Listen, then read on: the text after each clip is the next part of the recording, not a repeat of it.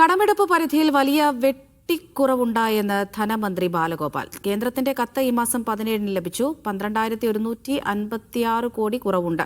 5,636 കോടി മാത്രമാണ് അനുവദിച്ചത്. സംസ്ഥാനത്ത് വലിയ ബുദ്ധിമുട്ടുണ്ടാകുമെന്നും ധനമന്ത്രി.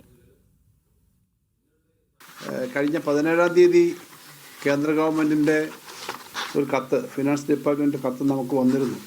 അത്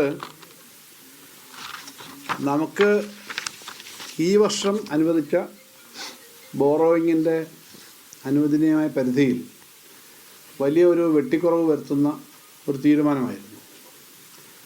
അതിൻ്റെ ഭാഗമായിട്ട് നമുക്ക് 12,516 കോടി രൂപയാണ് അവസാനത്തെ 3 മാസത്തെ ജനുവരി, ഫെബ്രുവരി, മാർച്ച് മാസത്തെ നമുക്ക് കിട്ടേണ്ട സാധാരണഗതിയിലുള്ള ബോറോയിങ് സ്പേസ് 3% ഓഫ് ദി GSDP-യുടെ.